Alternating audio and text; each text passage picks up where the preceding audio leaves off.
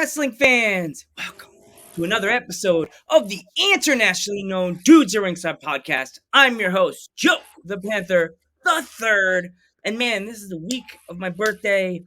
And why not go into the week of my birthday with a person that's as old school as myself? Let's give a warm Dudes at Ringside welcome to Ace. Ace, welcome, brother. Welcome. Hey Joe, happy birthday. How are you, buddy? Thank you. I'm great, man. If our internationally known fans are not familiar with you, and why would they not be? Introduce yourself. I wrestled from 92 to about 2011. I wrestled for WCW, WWE, Smoky Mountain Wrestling, every independent organization in the East Coast for, 15 years. Wow. So, who who trained you? Well, I went to Mike Sharp's wrestling school. And I say that, but Mike Sharp didn't actually train me. He just had a ring, and it was kind of a free for all. There wasn't much structure to the actual training. Like, Mike never got in the ring with us. Mike really never told us anything what to do. It was kind of like, okay, if you were here for 6 months, then you show the people who were here for 3 months what you know. And if you were here for a year, you show the people who were here for 6 months what you know. It was just kind of there was no structure to the classes. It was just 3 days a week. There was a ring, but the one good thing Mike did was he ran shows at the school every 2 weeks. So you were getting experience wrestling in front of 20, 30, 40, 50, 100 people right off the bat, which is very valuable, especially for a young wrestler. And I tell you, those shows when you're 17 years old, which I was, and your life is pro wrestling, it was like WrestleMania every 2 weeks. You couldn't wait for the next show. Wow, that's crazy. So, what was it like to be in a locker room like the old WCW, like the other promotions you said you were a part of? What was it like to be running around the locker rooms in those eras? Like, Okay, so I started doing WWF TV. I started training for at Mike Sharp's in February. That July, we started going up and doing WWF TV. Back in the day, there was Saturday morning wrestling. There was the top guy, and then there was the no-name guy. You were the job guy, the enhancement guy. So I did that work for like 5 years, and I tell you, I loved it. I didn't have any shame in getting squashed on TV again. I was 18, 19, 20, 21. So I would do that, and then I would do the independents and start making a name for myself on the indies. But the way you got your foot in the door back in the day, especially for someone my size, I was 6 feet, 230, 240. When I was at my most jacked. So back then that was a midget. These days you're a giant in wrestling at that size. But yeah, you'd go up there and they'd pay $150 for 3 days, 3 days. And I was 18 years old, making $450 in a 3-day period to wrestle for WWF. My first match ever, my first paid match that I made, got paid to wrestle, not a wrestling school match, was against Skinner, Steve Kern. And I got to have him on my show a couple weeks ago, and he was so good to me in that first match. He knew I was young. He knew I was green. He knew I was scared. And I mean, he really could have, not so much, of course he could have, but he could have taken advantage of me, but not even so much that. But some guys just aren't as generous and as understanding as he was that night.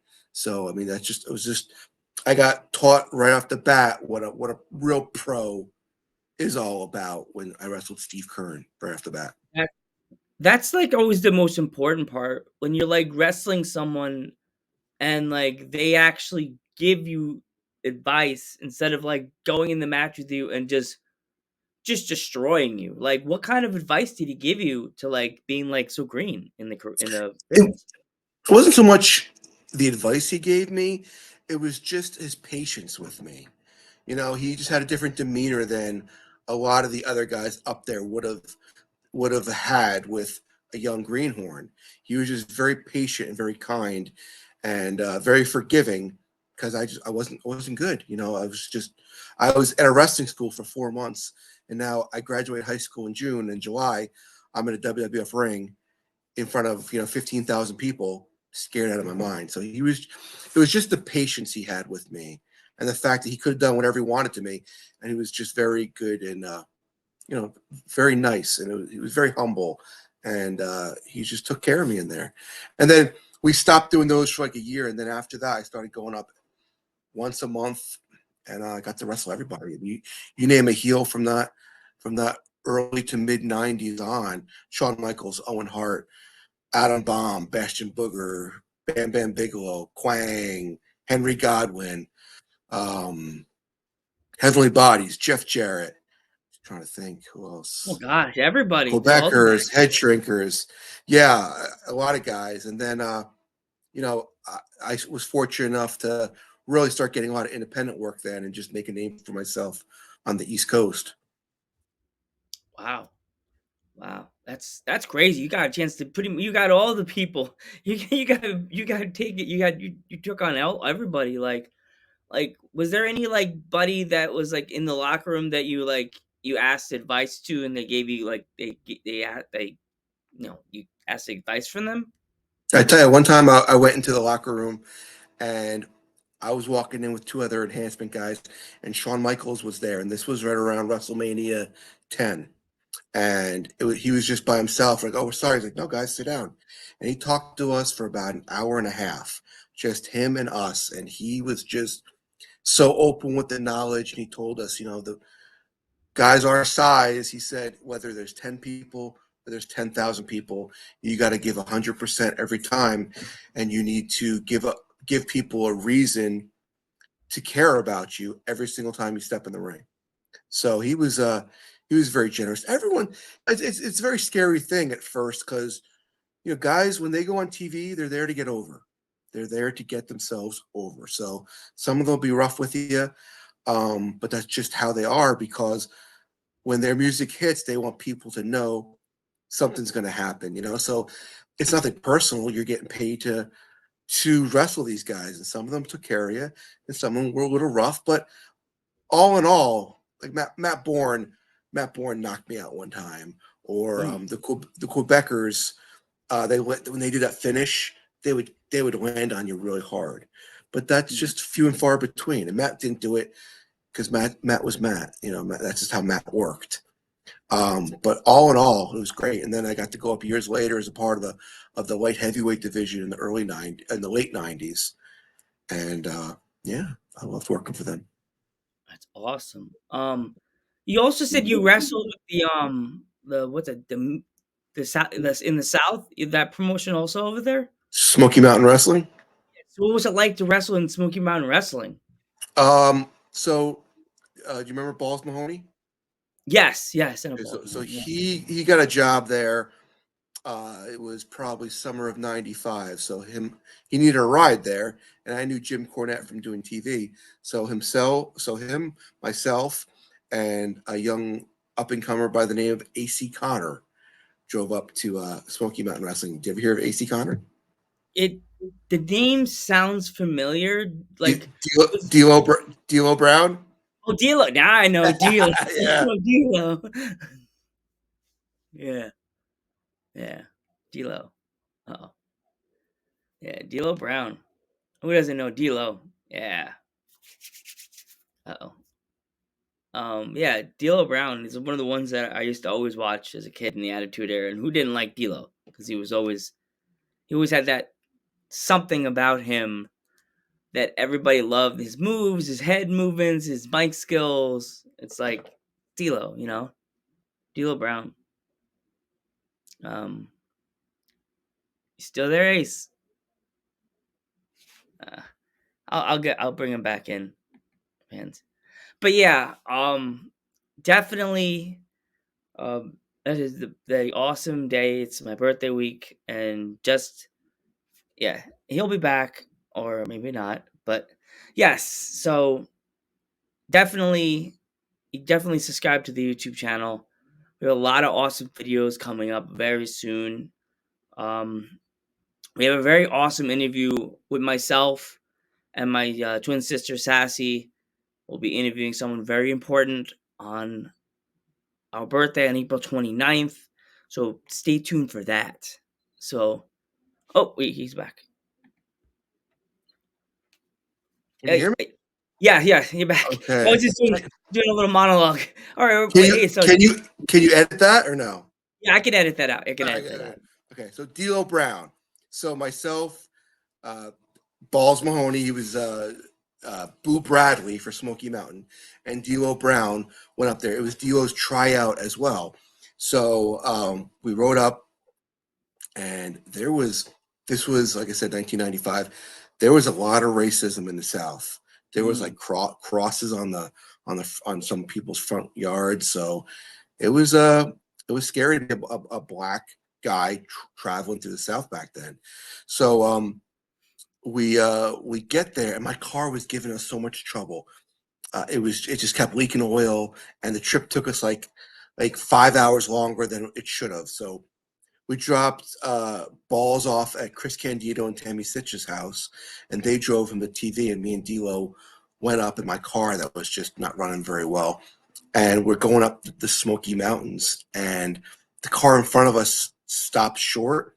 So I hit my brakes, and me and D'Lo start spinning, and we're spinning, and we're heading off the mountain. At the last second, we go into like a ditch, and we're safe. So, but we're still now we're stuck in a ditch. So, like in the movie My Cousin Vinny, I'm like, D, why don't you get out and push the Oh car, no. and I'll gun. So he goes, all right, gun it. So all I do is hear him scream, and I turn around. He's covered head to toe in just dirt and grass, and but someone was nice enough to hitch us out of the ditch and get us out of there. We made it to TV. I wrestled D'Lo that day, and he got his job from it. He was hired right away to be one of the gangsters. I wrestled the Dirty White Boy, Tony Anthony. He was TL Some Hopper in WWF. yes, Hopper. I, Yes, Hopper. I Yeah. wrestled I wrestled Balls Mahoney, and we did a battle royal. So I wrestled Mm. 4 times Was that night. Balls Mahoney always the same back in the day? Like the ECW Balls Mahoney, or was he? Did he have a little more different gimmick back in the early He, days? he was Boo Bradley. I don't know if you remember the book. I think it was To Kill a Mockingbird. There was a character, Boo Radley, who was kind of like a special. I don't know what you call it these days without upsetting somebody. So I'll just say he was mentally special. Yeah. So he played that role for Mm. Smoky Mountain, and then came up and he became Balls Mahoney. Yeah. If you didn't know Balls, if you're a young wrestling fan and you don't know Balls Mahoney, it's time to go on the network, go on YouTube, and just look up Balls Mahoney. Yeah, he Right? was quite a character. He'd give you the shirt off his back. He's a very very nice guy. Unfortunately had a lot of problems, and that led to his early passing. But Yeah. as far as a person, he had a very big heart. That's what I hear. I heard he was one of those people. If you were down, I heard he would stop and be like, "Man, you okay? What's wrong?" Like. Yeah. You know. Yeah, I'll tell you a funny story. We went to the Monster Factory one time. He's like, "You want to go to the Monster Factory?" I'm like, "Yeah, I'd love to go to the Monster Factory and work out." So he says to me, "Oh," and he was very like animated and funny, and always like not exaggerating, but he was balls. Everyone knows him would go, "Ah, he's just balls." So he goes, "Wait, do you see this guy Paul? He's huge." And I'm like, "Okay." With balls, you don't know. Maybe he's 6'2", maybe he's 10'2". I don't know. So we get there, we're working out for like an hour, and in walks a guy named Paul, and he's huge. And Paul is Paul White, the Big Show. Oh, jeez. Yeah, before he gets signed. He was never been anywhere before. But literally, he walks in, he had the big hair, like you saw him like way down the hallway, and you're like, wow, this man is huge. So we're working out, and one of the trainers go, "We want to work with the big man. We want to go over power bombs. Who wants to help out?" And we were like, "See you later. We're out of here." I mean, who wants to teach the Big Show how to give a power bomb his first month of training? Tall, green, strong, dangerous. Yeah, no, we'll pass on the power bomb. So everyone like literally like the ring just parted like the Red Sea, and everyone Oh, went jeez. home.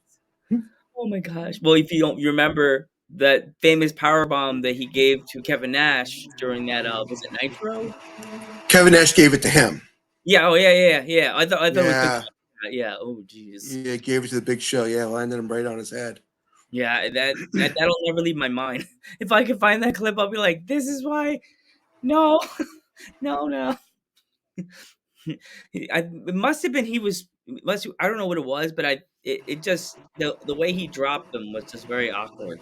Oh yeah. Well, I mean, there's such in pro wrestling. There's such a margin of error when you do a move. With a guy who's not 500 pounds. It's like it's kind of crazy when you think like, how does that not kill somebody? Because you're literally falling right on your head. And Mm. yes, I mean, who do you really need to power bomb a guy that big? No. So No, they no, they learned. just clothesline him, choke slam, and then match is over. And call the match. Like that's pretty much it. Is there like any superstar that you really wish you had a chance to work with that like you missed your opportunity to? When I broke in, I wanted to wrestle five guys. Shawn Michaels, I did. Marty Jannetty, I did. Tito Santana, I did. Ricky Steamboat, I never did. And Macho Man, I never did. Those five Mm, guys. Steamboat was like my guy. Like the first thing that got me into wrestling was, so I'm 48. So in 87, I was in seventh grade. It was when Randy came off with the bell on Ricky's throat right before WrestleMania 3. That build up, like that was my feud. Like that's what hooked me.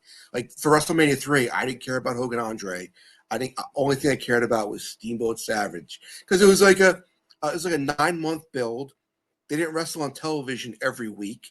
They didn't touch on television every week. They built it up for the WrestleMania. So yeah, that's those two guys, Steamboat and Savage. I always want to wrestle. I've been in the locker room with Savage, you know, 50 times. I only met Steamboat twice in my life, and every time I did, I marked out and told him how much I worshipped the ground he walked on and how great he was as a wrestler. Because my God, his matches still hold up today.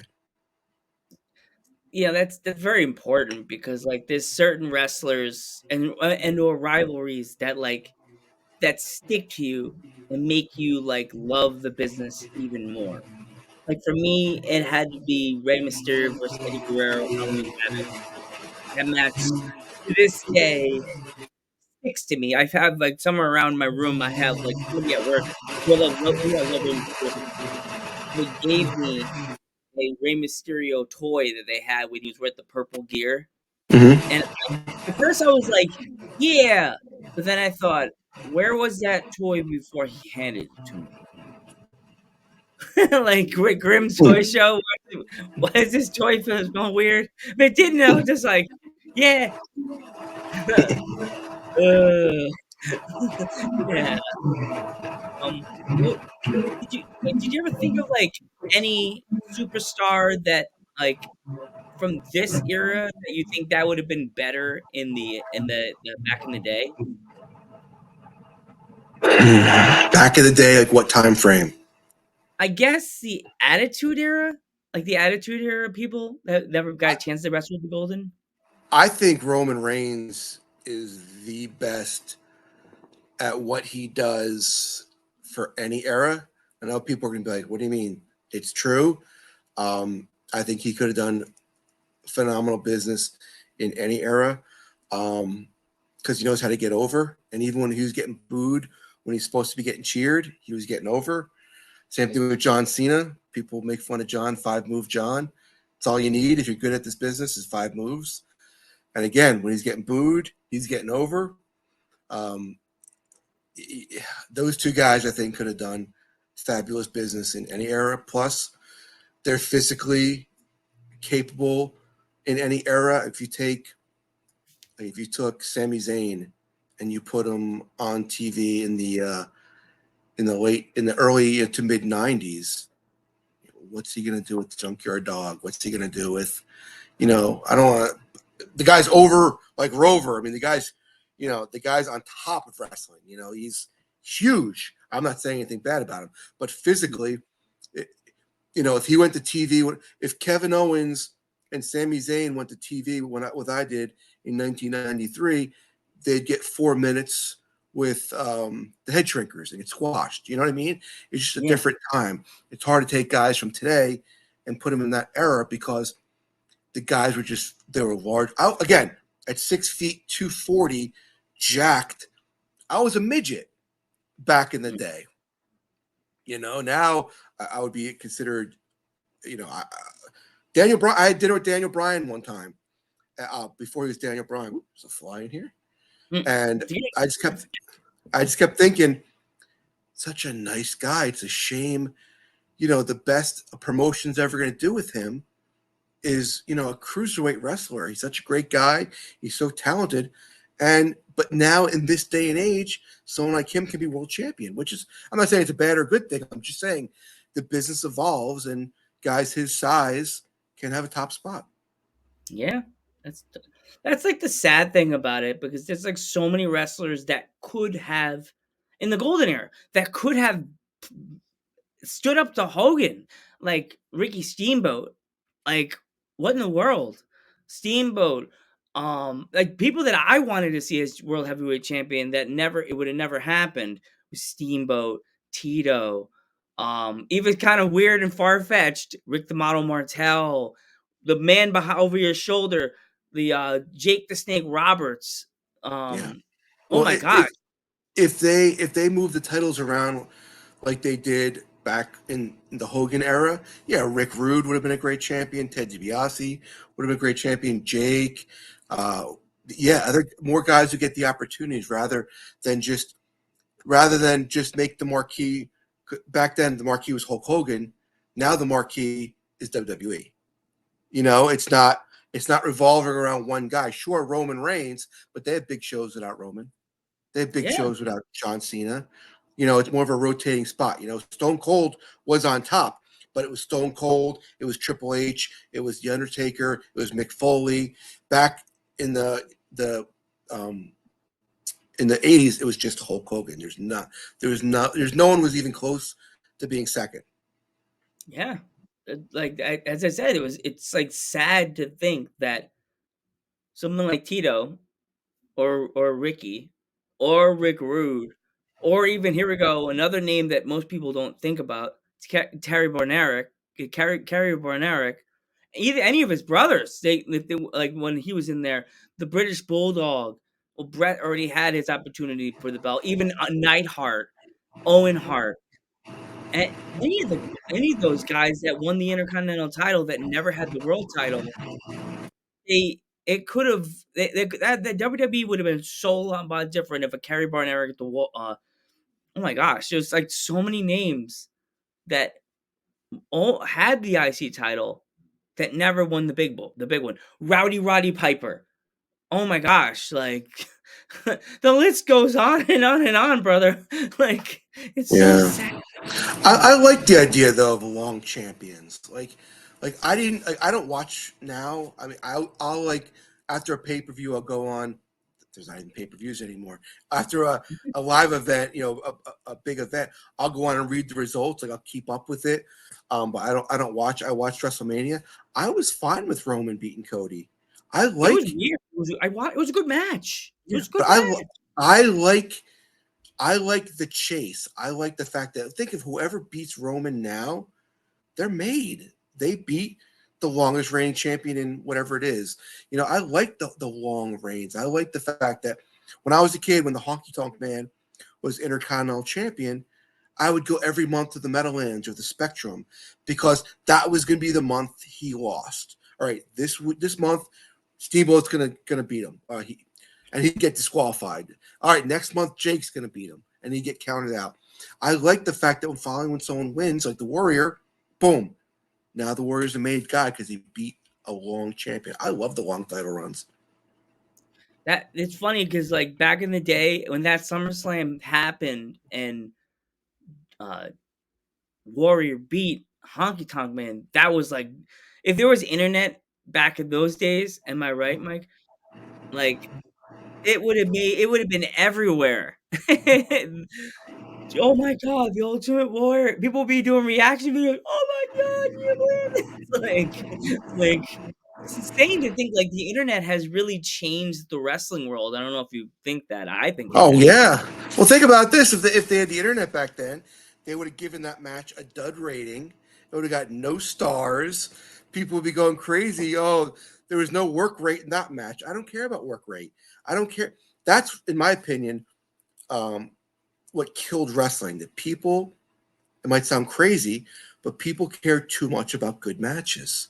But think about this: when you're a kid, when I was a kid, I went to see Hulk Hogan versus Killer Khan at the Spectrum. Okay, if Dave Meltzer was there to give it a review, what do you think he'd give Hulk Hogan versus Killer Khan? A quarter of a star? You know what I mean? Because the Yeah. work rate these days, what they call consider work rate, wasn't good. But you know what? The place was sold out. I hung on every move that was made. I was emotionally invested. I believed that my hero could have gotten defeated by this monster. And once there was 1, 2, 3, and Hogan's hand was raised, there was just an incredible pop like you'll never hear these days. So I think the fact that there's the internet and there's everyone's so worried about what people are going to go on the internet and write about that they worry about moves rather than emotions. And that's what kills wrestling. I don't care about the moves. I care about the connection with a character. You know that was my childhood. Again, Hulk Hogan. How many stars would he get? Nothing. How many buildings did he sell out? Every friggin' one of them. Yep. Like they said from Metallica. Oh, you sold out. Yeah, I sold out every seat in the house. Yep. Like that's like my favorite phrase from the VH1 special for Metallica. You sold out. Yeah, we did. Every seat in the house. Oh, mic drop. Like, oh my gosh. Do you you ever keep in touch with any of the guys from the old guys from back in the day? And Uh, Crowbar. Crowbar's one of my best friends. Don't talk to him as much. Like we don't talk a lot, but like when we do, it's like we never left. Tommy Fierro. I don't know if anyone knows who Tommy Fierro is. He's a promoter for 80s Con Wrestling. He's got the Wrestling Collector in North Jersey. He's got a huge event in 3 weeks from tonight. I can't wait. Uh, I'm too. I'll be there. Can't go wait. to go to 80swrestlingcon.com for all the details. Bret Hart, Demolition, Powers of Pain. Yeah, it's gonna be awesome. Oh, Who it's else I gonna be keep in fun. touch with? My buddy Mike Tarris, who I've known since my first day at wrestling school. I'm still friends with him. Um, and you know what's great is I do the podcast, I do the YouTube show. It's Wrestling Then and Now on YouTube. So if you can give me a subscribe, that'd be awesome. I get to reconnect with a lot of people that I once knew, like Paul London. I had him on my show. Now he and I text every day, or I had D'Lo Brown, and we talked about the car accident we got into and almost dying. Or I get to meet new friends like Dennis Condrey, for the Midnight Express. Holy cow! And now I text him once a week, and it's a great. Or like I wrestled Henry Godwin back in the day, and I had him on my show, and now he and I are texting. Like it's crazy when you no matter how long you wrestle, when you watch someone as a kid, like I guarantee you, like if these new Star people who were in the new Star Wars movies, if they watched Star Wars as a kid, even though they're the new heroes or whatever, they understand the business. If they get to shoot a scene with the original Han Solo, inside they're marking out. Like when I get to go to these 80s con events and help out with, help Tommy, even though I've got to meet, Barry Darso and Bill Eadie, Demolition Axe and Smash 50 times. I've had them both on my show. I text them anytime I want. Every time I'm around them and I'm listening to them tell a story, I'm marking out inside because that's my childhood in front of me. Where Yep. I had Jim Brunzell on my show. The whole time I have him on, I'm thinking to myself, this is jumping Jim Brunzell. Yep. Or I was at Tommy's convention one year. B. Brian Blair was there. I brought up when I wish I could pull up the picture now, but when I was like 9 years old, I have a picture of me and Brian from when I was a I don't kid. know if I don't know if you're on your screen that says has a share button. I don't know how to do any of that stuff, buddy. I'm terrible with Okay. Okay. If you did, I would say share yeah, picture on the screen. yeah, no. Take my word for it. Just picture a 9-year-old me with a lot more hair and Brian Blair. And then I got to meet him, Don't worry, 30, man. You're good. 30 something years later, I'm at a bar before an 80s con event, having a beer with Brian Blair, taking a picture with him now as a grown man, So yeah, I'm still a fan of the old stuff. I had so much respect for those guys. So like whenever we go to an event and they're there, even though I don't wrestle anymore, I'm still asking them questions. I remember this match. You know, what was this like, or what was that moment like? And just having the YouTube show, Wrestling Then and Now, it's just an awesome. It's like my rest. It's like my therapy because I don't have a wrestling outlet anymore. I'm too beat up to do it. Uh, I got to wrestle for WCW, WWF. Never, never more than enhancement work for them. But got to wrestle the indies for 15 years, and I don't have a wrestling fix. And for like 10 years, like I wasn't bitter or disgruntled. I just kind of distanced myself from wrestling. And my neighbor said to me, "Why don't you start a YouTube show?" And just getting to talk about it, like I don't know, I have passion for it again. And it's just, I love going to these events and seeing, or indie shows and seeing the kids sitting there like I was sitting there as a kid, because that's what it's all about. It's just about fun and putting smiles or putting frowns on people's faces, or getting them happy, getting them sad. It's all about the emotion and going to a show and having fun. I went to Trenton's show a couple weeks ago for WWE. My friend and his son are big fans, so we all went up there, and it's just great looking around you, saying, "Wow, these people are having so much fun watching pro wrestling," because that's what it should be. It should be fun. It should be fun. Yeah, that's like the most important part. If you're going to this one of these '80s cons, like we're both going to be at, or going to a WWE show, or back in the day, go to a WCW show, you have to go to these shows and use your imagination. You're watching this big, giant, muscular guy take on this smaller guy, but could the smaller guy beat him? That's the whole thing. Could he do it? So if the guys know how to tell a story in there, they can show you how we could do it or come close to doing it. Yep. Well, Mike, thank you so much for coming. Actually, my one last question is, if you could be a manager for any of the current roster that you know of, who would you want to be their special counsel or manager, and why? Um, in the WWF or in the Indies? I guess in the WWF, I'm gonna go with the WWE. I was gonna say the new, but just like you don't As really. far as working with them on television, or as far as pulling them Yeah, on the aside, television talent, giving who them would you? that's a good question. I don't know, because managers, with the exception of Paul Heyman, there's really not managers these days. There are Yeah, guys on the indies who I enjoy, the Rick Recons, the tag team, the Now. They're guys from Jersey who anytime I get a chance, like I'll see a clip of, because I just feel like there's no great minds anymore in wrestling, like bookers, like a Dusty Rhodes or Kevin Sullivan, or whenever I find a clip like that of them saying something that makes sense in pro wrestling, I'll text it to those guys, or anyone that wants advice. Anyone that wants advice. I wasn't the most well known wrestler, but I have experience and I have a story and I've been through things, and I've sat under Bill DeMott's learning tree, and I've sat under Kevin Sullivan's learning tree, and I've sat wow. under Jim Cornette's learning tree, and I've sat under so many other guys that I got to share hotel rooms with, or car rides with, or whatever it was, in WCW or WWE. And so, I mean, I can pass anything that I know on. I was like best friends with King Kong Bundy. I ran his wrestling school for him. So, just talking to some experienced guys and knowing what they know, if there's anything I could pass on to someone else, it's more than my pleasure. If any young wrestler out there wants to reach out, Mike Moraldo is my name on Facebook and Instagram. If you want to reach out to me, I'm more than happy to watch a match and give you feedback. But yeah, but that the thing is, a good coach like Bill DeMott or Jim Cornette or Kevin Sullivan, a good coach is going to tell you what you did wrong. Not so much, of course, what you did right, but what you did wrong as well too. So, anyone that wants advice, you definitely ask Definitely for go it, to because this guy. He'll help you out. well, I can give you my opinion, and whether it's the right one or wrong one, it's a different way of looking at things. So I've always tried to help out. I tell you, when I just started wrestling, probably didn't even have a paid match yet. Do you remember Gary Michael Capetta?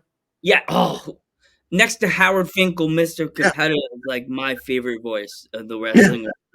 Well, he lived a couple towns over from me. So he would let an 18-year-old kid come to his house, didn't know me from Adam, and I'd bring my videotapes. I remember one time my videotape, kids these days are probably saying, what's a videotape? But my VHS tape broke his VCR. Like, I can't believe this guy kept giving me chances. And here I am, 30 whatever years later, we're still friends. But he would let me come over. And one day I said to him, I said, Gary, why are you so free with your advice, with your knowledge, and why are you always like willing to help me when you don't really even know me at the time? And he said to me, and I'll never forget this, and I've carried this the rest of my life. He said, if you're ever in a position to help someone else the way I'm helping you, please do it. And it's just like that first match I had with Steve Kern. The guy was a gentleman. The guy was understanding. The guy didn't hurt me. Every time I wrestled a green kid, it was his first match, his third match, and he was scared. He screwed up. I I did what Steve Kern did. Anytime anyone asked me for help, whatever it was, I did what Gary Capetta did for me. So that's pro wrestling. It's helping everybody out. It's not pushing people down the mountain. It's helping people up the mountain. I was really good friends with Matt Stryker when he first started, Oh wow! and and I had him on my show, and he said, of course I'll do your show. You were so good to me breaking in. I was, and for me, I was just being me. I wasn't didn't look for a pat on the back for being. It cost nothing to be nice to somebody. Or Steve Carino, when he was starting out, I was a more over guy or experienced guy in the area, and to this day, anytime I text Steve Carino for something, because I asked him for a lot of favors, hey, can you come on my show? Can you do this? Within 3 seconds, my father-in-law's best friend was a big Steve Carino fan. Said, Steve, can you do me a favor? I left him. I sent him a text. I'm like, can you send me a video message? Before I even click send, like I had like a 30-second video message back from my friends, for my father-in-law's friend. So it's just treat people the way you want to be treated, help everybody out, and yeah, that's the key to life. Not just the wrestling business, but that's the key to life. All right. Just really quick before we go, promote your YouTube channel. Go for it. Awesome. Yeah, Wrestling Then and Now. I'm on YouTube. I've been doing it since July. It's going really good. Gosh, I've had Axe, Smash, Skinner, Jim Brunzell, D'Lo Brown, Santino Marella. A lot of guys I haven't posted yet. I'm trying to think some big names. Gosh, everyone. Bill DeMott. I've had Buff Bagwell. I've had Lash LaRue. I've had Carino, Stevie Richards, uh, Headbanger Mosh, Headbanger I'm gonna Thrasher. hang out with you more, man.